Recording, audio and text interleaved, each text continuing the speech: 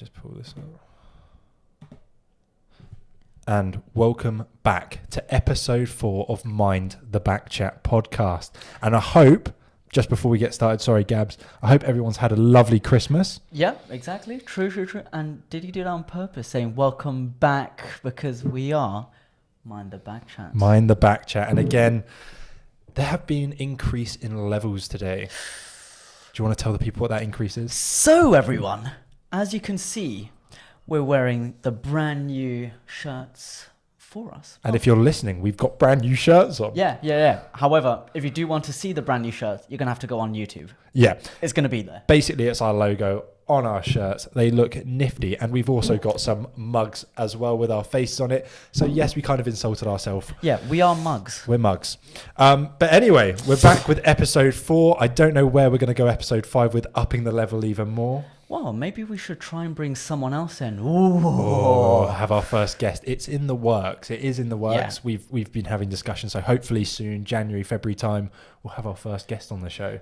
And also, guys, just remember to feel free to drop us a message anywhere. If you have any questions or you have any feedback or you want to be on an episode, we are so ready for that. Yeah. And actually, I think we are pretty much open to anyone going on these episodes. As we've kind of said in episode 1, is really... Look, if you've got something very interesting, you've got a career in medicine or law, in just even if you're one of those train drivers on TfL, we'd like to have you on. Oh, it'd be fantastic. Yeah. And maybe have a chat about the strikes. Yeah, maybe. Of course, we'll stay professional and, exactly. Emotions come into the room. We won't grill you. But talking about episode 1 just slightly there, you just gave a little reference to episode 1. I'm going to give a bit of reference to episode 2.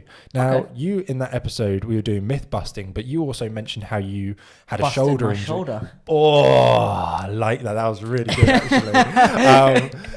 You busted your shoulder wide open. And I had the reflexes of a cat because I just caught the camera as it went to fall right there. Okay, good. Okay, that's caught and back onto filming. So yes, you had an injury done to your shoulder, you busted it, and a really important aspect of when you have injuries like that is rehab. So my main question to you, Gabs, is how was your rehab? It was actually terrible. Oh, good.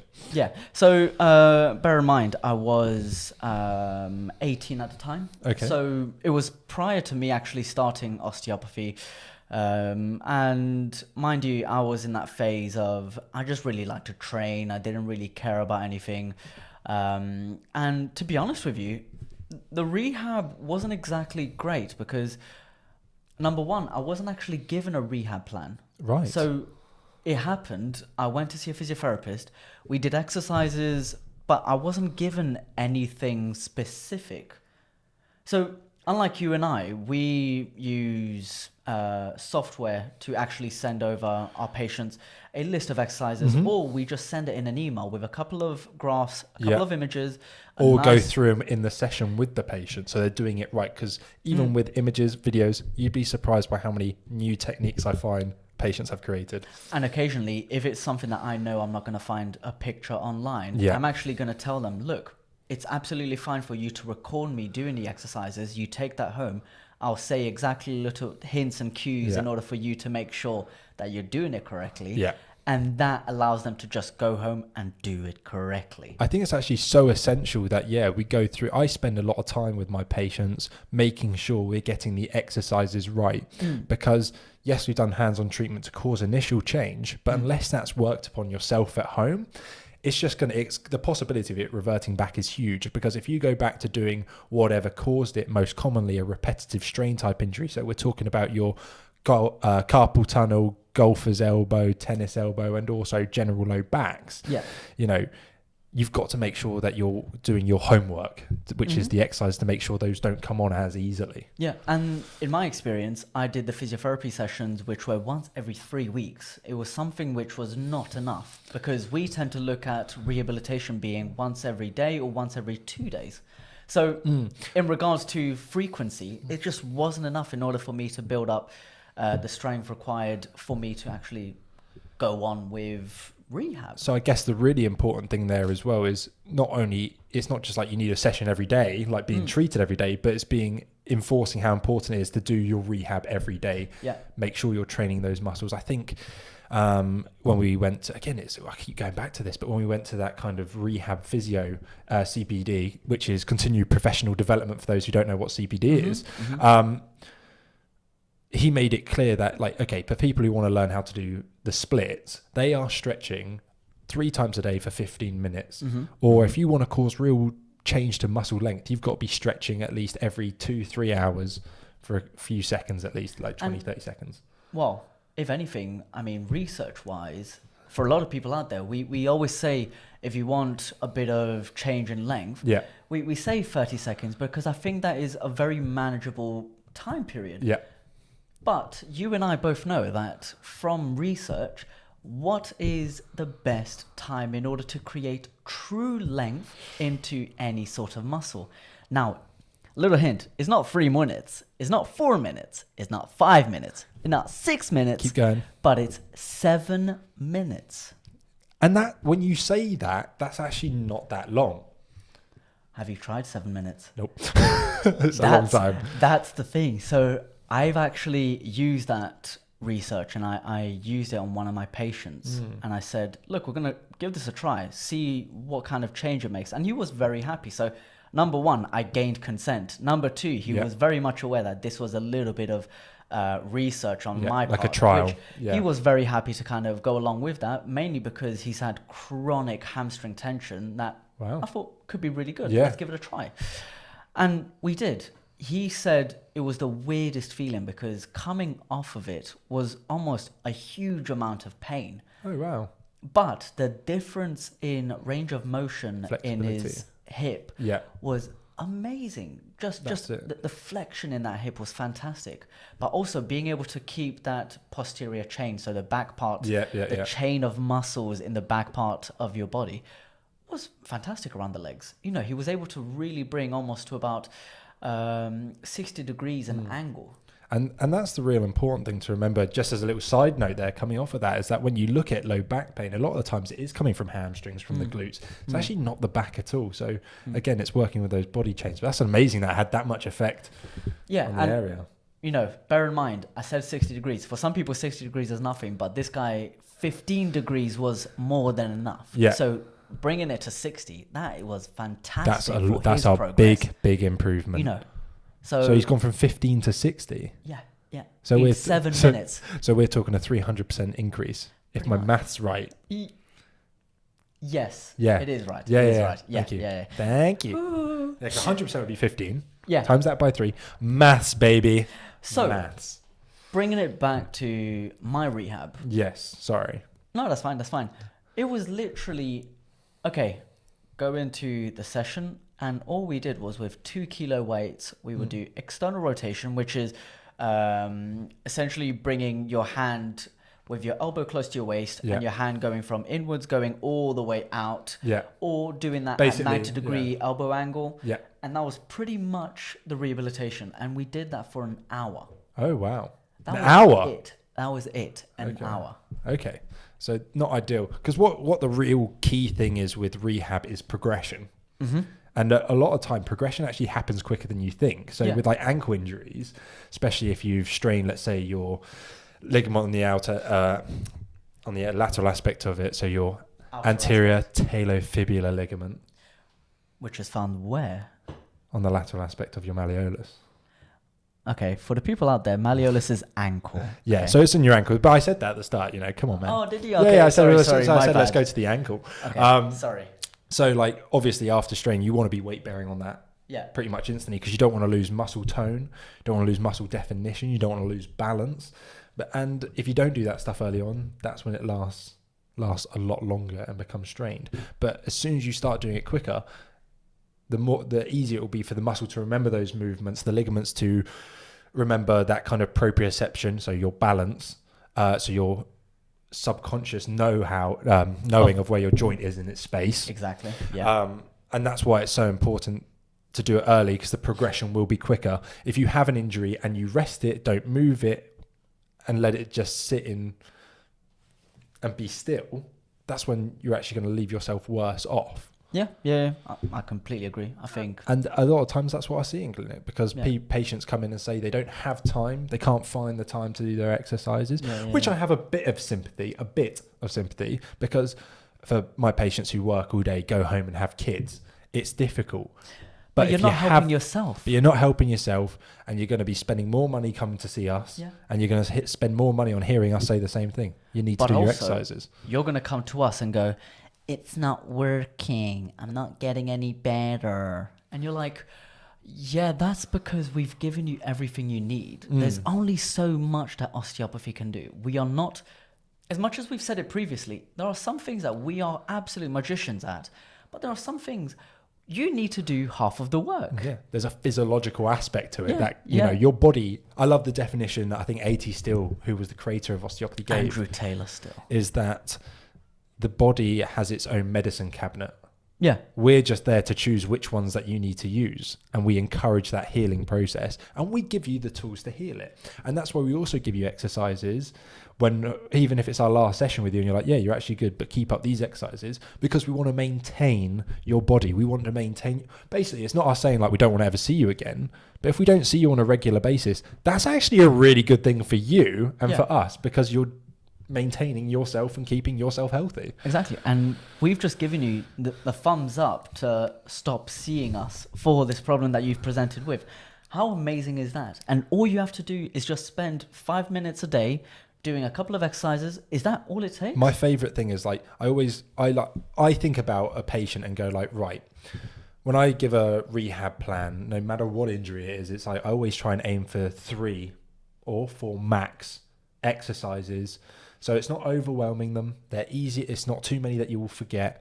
And also it's something that they can do. I say, do all 4 in the morning, do all 4 in the evening. And if you find 1 or 2 that are really beneficial, do that throughout the day. Because if it's a stretch and you're like, you need to hold this stretch for 20 to 30 seconds. Yeah. Who doesn't have a minute to do both sides? That's the thing. I think a lot of people sort of say, I don't have the time.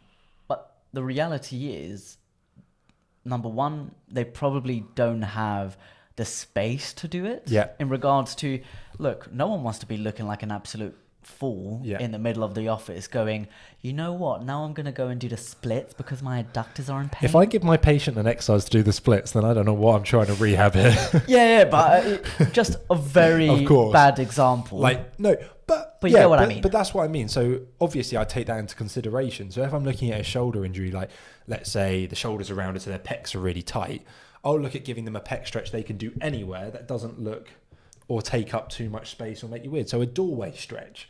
There's a door everywhere. Do that stretch there. You look normal, you look cool, and people will be envious of you when you're out of pain and they are. I think the main thing to do with a lot of things as well is to educate the patient to why we're giving the exercises and what will happen if you don't do the rehab. And if you did watch our YouTube channel for this exact episode, you can see me literally doing a very easy exercise that looks so normal because you look like you're stretching. All you're simply doing is putting your hands behind your head. Yeah. You're letting your elbows flare up into the sky, and you're bringing those elbows back as far as they can go. That's what I love about osteopaths as well. Is I've been in a few meetings where there's been a couple osteopaths and other people that aren't osteopaths, and you just sit there, stop stretching. Stretch anywhere, anytime. All the time. Yeah. But I was in a meeting. You can tell who the osteopath is because every 5 minutes they'll just start stretching and they'll be there doing a neck stretch, or they'll be up moving around a little bit, and you can tell who the people are because they just sat there looking at us going like they're weirdos, and it's like, actually, we're doing, the body's made to move the body. Yeah. And the thing is, it's so funny because we will sort of look around going, does anyone notice we just did that stretch? We always do that, don't we? We always we do a little stretch and we'll look around and go, did anyone notice how cool that stretch was? Yeah. It's like, I just stretched.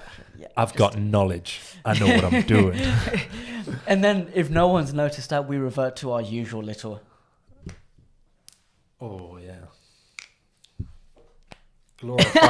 Glorified clicking. That's a myth we didn't actually discuss. So we're going to save that for Mythbusters episode 2 coming January. And the thing is, I'm going to read your mind here, and I'm going to say that the myth that we are going to speak about is, does manipulating your joints give you arthritis. Especially in the fingers. We'll come to that myth later. Yep. But Next. Yeah, so again, staying in that kind of range of doing exercise and the importance of exercise is not only from a rehabilitative point of view, but also exercise in general.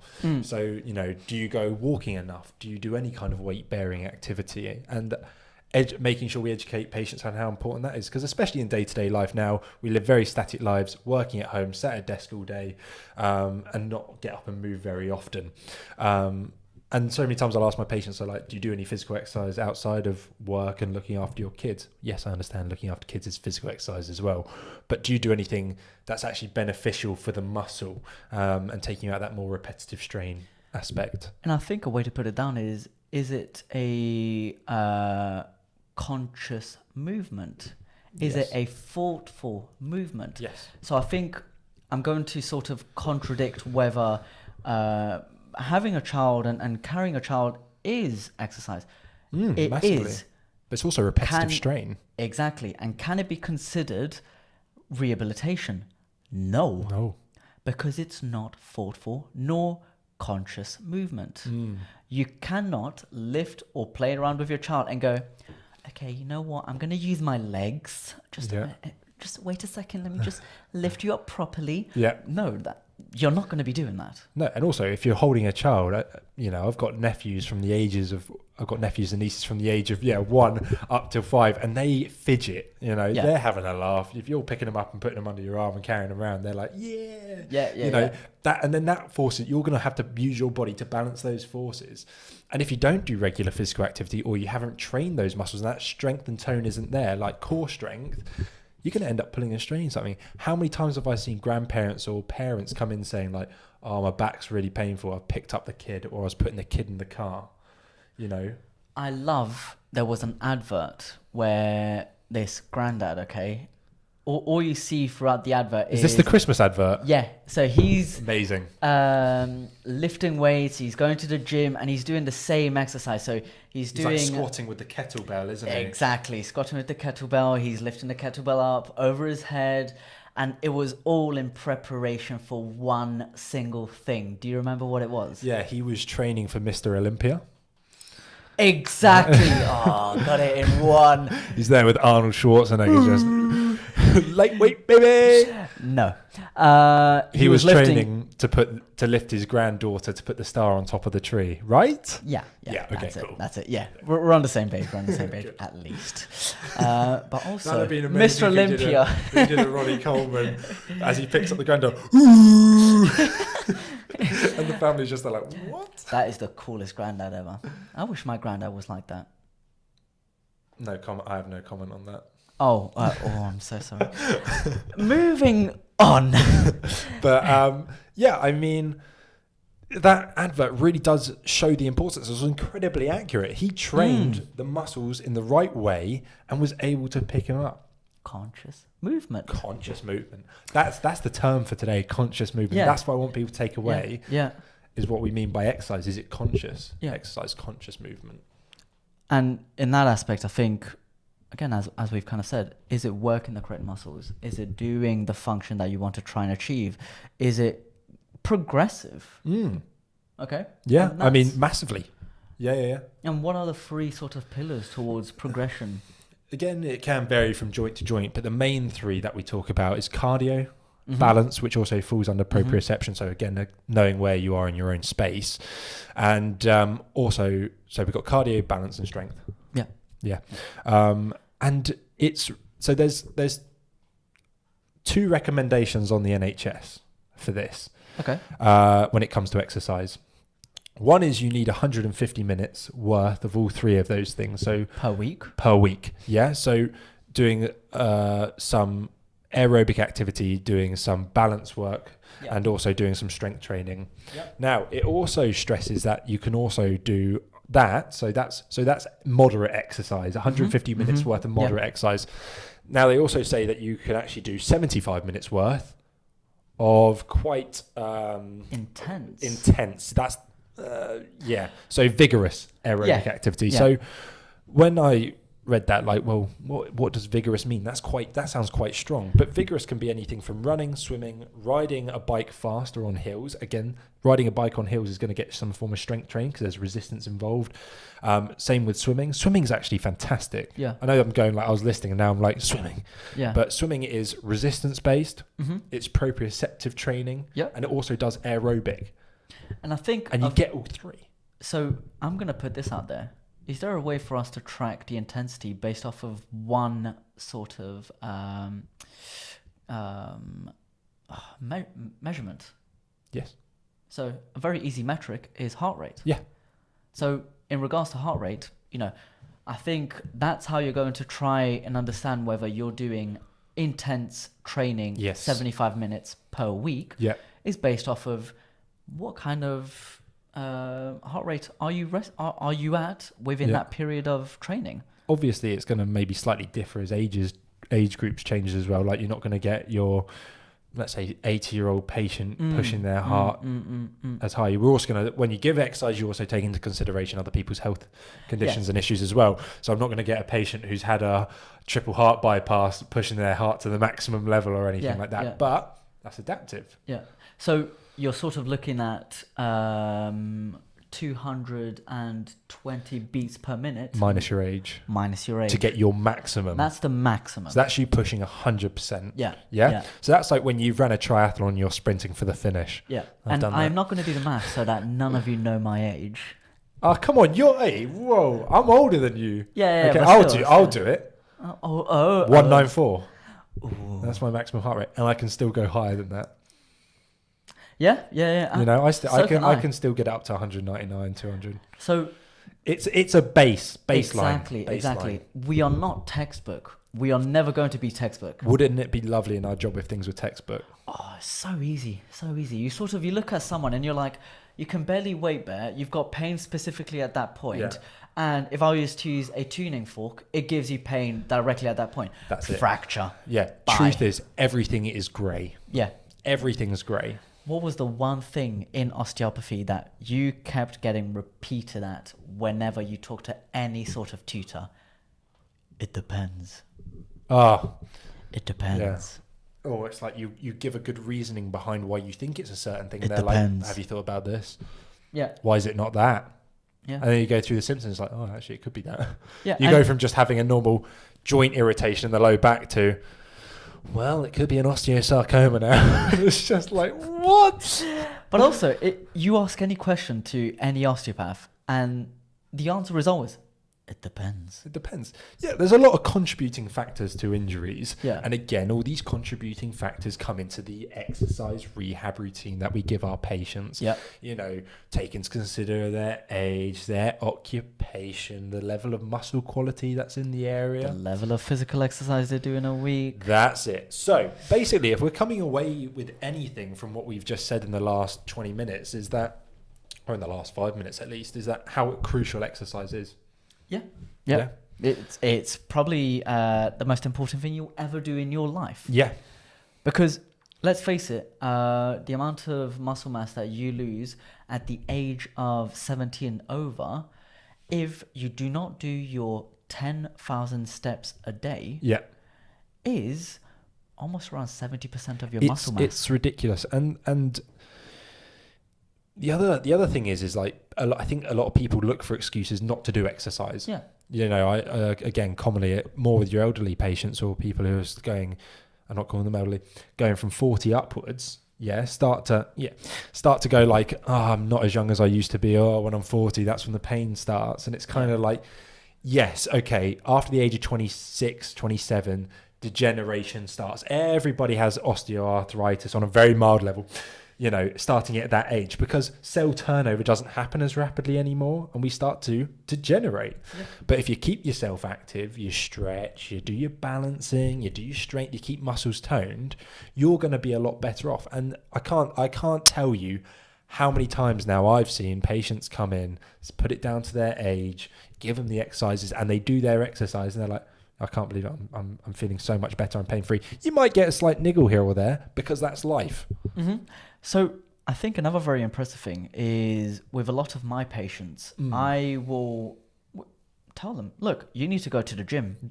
Yeah. Not because you need to lose weight, but Yeah, actually... everybody always thinks going to the gym's to lose weight. Exactly. And I think with a lot of them, it's a matter of, no, we want you to get better conditioned. We want you to be able to actually take on the stresses of your life, because that's what's going to be the difference between you getting a very common pain, which is fatigue pain. Yeah. So you mentioned previously when we were talking about repetitive strain at the start of the episode, where you get lower back pain. More often than not, that lower back pain has got nothing to do with degeneration. It's got nothing to do with any sort of damage. It's got nothing to do with whatever you've done. Yeah. If anything, it's the lack of what you've done. Yeah. So all you have to do is go to the gym, condition, Yeah, adapt. exactly. And I think that's the main point you made. I think it was episode 2 again. Really key point was when you've been doing a job, let's say a desk-based job for years, you've sat in the same position, you do that for 4 hours, and then you go and do something incredibly active that you haven't done for years, and all of a sudden it hurts. The main word you used was deconditioned. The muscle isn't prepared for that. It's not prepared for what it's naturally supposed to do, which I personally find is terrifying. Yeah. And that's why I always say to patients, movement is medicine. You're made of bones. They've got joints and there's a muscle between each of them to move them, and you've got ligaments to support them. If you stop moving, it's going to seize up. The human body is a machine. We are literally sticks, rods, and elastic bands. Yep. And pulley systems that essentially control these rods and sticks. Yeah. That's all it is. Do you imagine, so like, could you imagine being a baby, you know, like as babies, we learn to walk. Yeah. Imagine if we learned just to sit at a desk. Yeah. Yeah. Like, that's wild. you would have if you were just static, well, this is the truth. When you're static, bones will start to fuse. Yeah. Because if no movement's happening through it and it's getting compressed, you're just pushing two pieces together, they'll form adhesions, they'll start to lay down bone instead of the cartilage, and they fuse. Yeah. So a very easy little exercise in order to really make you understand the difference. Well, the concept of us being pulleys and levers is if you were to have all of your fingers essentially onto a table with just your middle finger being slightly bent with the second knuckle. Yeah. So the second knuckle is stuck onto the table and all of the other fingers are completely flat. So having your middle finger completely stuck. Curled under, Curled under with just the second knuckle going underneath. Yeah. If you were to lift up your ring finger, it's physically impossible. I can do my index, I can do my little finger, I can do my thumb, but I cannot move my ring finger. And that is because I'm weak.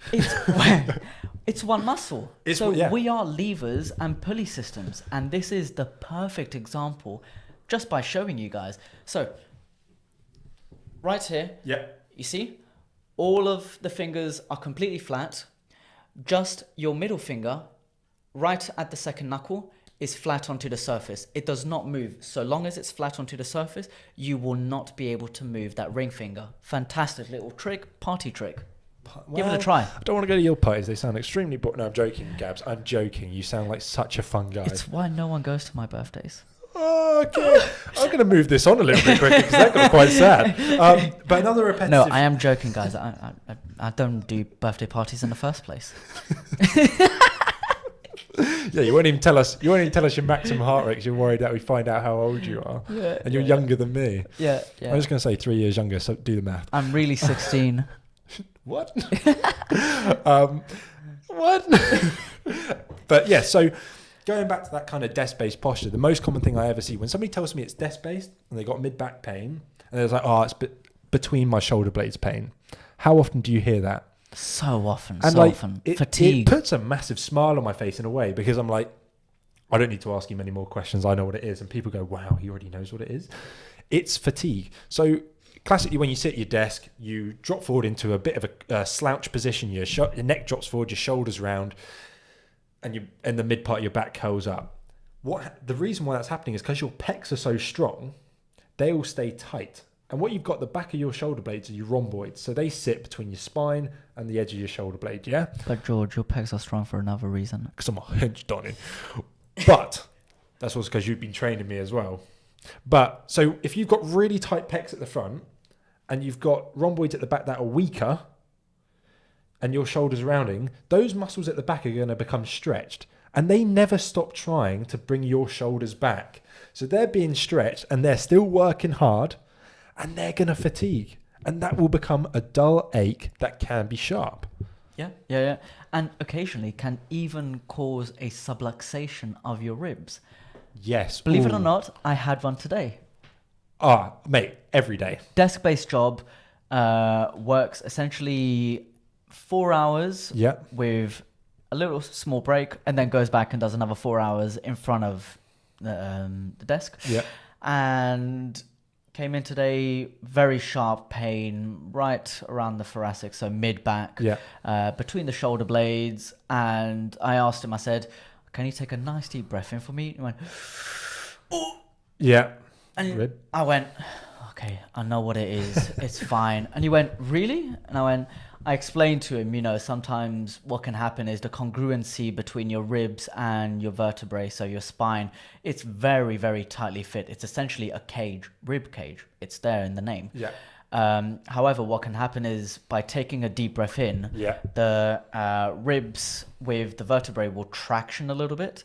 And if you're in a very awkward position, occasionally that traction could be just enough that it moves out of position ever so slightly. So tractioning, pulling apart. Exactly. Yeah. So So it pulls opening apart. it. Yeah. And it's enough to essentially remove and play around with that congruency. Yeah. And with every single deep breath that you put in, you're gonna feel that you take, you feel it because it's stretching the ligaments around that rib. Yes. That's all it is. We pop it back in. Pop it back in with osteopathic manipulation. Yeah, and it's immediate. That's the magic. Yeah. A rib high velocity thrust, low amplitude technique. When it produces that click, it's my favorite one. Yeah, it's my favorite one. It's because immediate it's instant relief. And that, as I said in our first episode, that was what I had when I went to see the osteopath for the first time, and I was back playing football that evening. That is magic. It's scientific magic. Yeah, it's proven.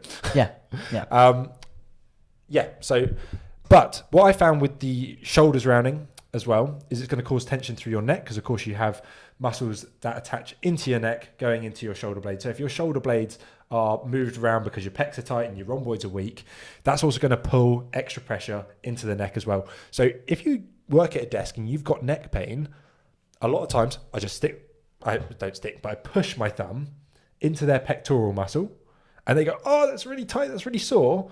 As soon as you release that off and you give them exercise to stretch their pecs, that's the one. And also, Gabs is perfectly demonstrating the pec stretch right now.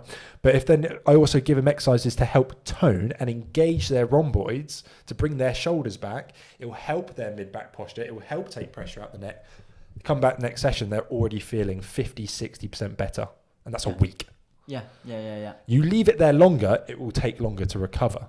Which is why we always tend to say, I think people find it sort of businessy, but the reality is, whenever you do have these problems, ask for our advice. If you give us a call. 100%. If you get toothache, you don't sit around and wait with toothache, do you? You go to your dentist. It might pass away. Why do you go see your dentist so much quicker than you do for any other part of your body if it starts to hurt? Yeah. I think the second it happens, at least ask us. Because then we can advise you and say, come in today, come in tomorrow. Actually give it a couple of days, see how it goes. We can give you that advice pretty quickly. Yeah. I don't charge patients for a phone call. Neither do I. Maybe I should. Yeah. No. But I always say to my patients, like, if anything comes up in between now and next time that I see you, and you have any questions or any queries, feel free to give me a call. I'll contact you back as soon as I can. Just because it'll be a 5-minute call. Tell me a little bit about what's going on, and I'll try and give you some advice. If I think I need to get you in because it's something new or something, then I'll be like, come in and we need to have a look at it, or if it needs more major work. Easy. But, if you ever have any worries, just give us a call. And again, it's similar if you see your GP, when you have something, you want them to be seen straight away. If it's like, oh, my back hurts and it's really, really bad, I'll call my GP, see if they can get me in and give me some pain medication. Actually, why don't you try giving your osteopath, physio, chiropractor a call and just say, my back's really bad, what do I do? He'll be like, we'll ask a few symptoms, and they'll be like, do some gentle movement, put some ice on it. We can get you in today, tomorrow, but see how you feel. May calm down, sleep with a pillow between your knees, blah, blah, blah, blah, blah. Advice. Yeah. So Advice. I've got a little bit of a it's not a story, Story time but with Gabs. a friend of mine said You got friends? that. Yeah, you see, they come to my birthday parties. Which you don't have. Yeah, Loser.